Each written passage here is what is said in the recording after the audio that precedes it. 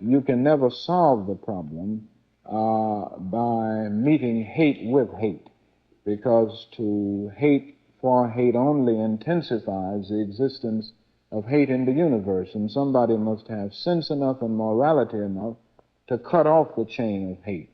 So that there is this emphasis that we must avoid not only external violence, physical violence, but also internal violence of spirit. And I think if the leadership in the Negro community all over the nation will take this attitude and urge people in the Negro community, and if leaders all over the world will take this attitude, we will be able to save the vast majority of people from the type of bitterness that can invade and infiltrate the life of the individuals in the oppressed group.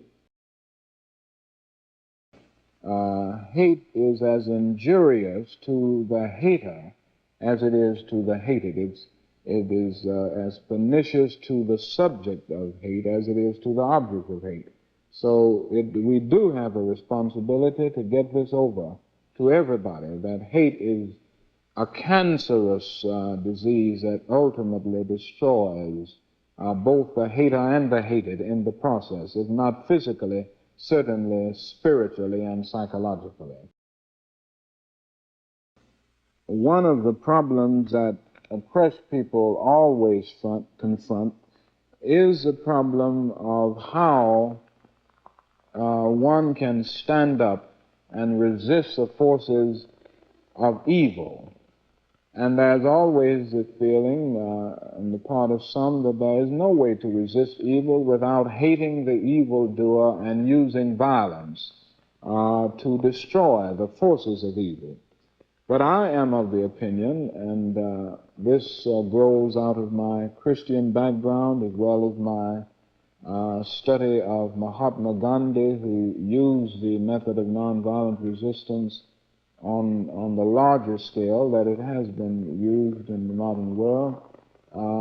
I'm of the opinion that it is possible for one to stand firmly and courageously against an evil system and yet not use violence to stand up against it, and also not hate in the process. It is possible to love the individual who does the evil deed while hating the deed that the person does. This lifts one to a new level of understanding, a new level of goodwill, and I believe firmly that love in this sense, which I think of as creative, redemptive goodwill for all men. I'm not talking about a sentimental, weak love, but I'm talking about a strong love that organizes itself in mass nonviolent action, but at the same time sees within every man something of the image of God, and sees within every man great and vast possibilities for goodness that maybe the individual himself has never realized. And when one rises to this point, he loves every man because God loves him, and he sees the great dimensions for change and promise within him.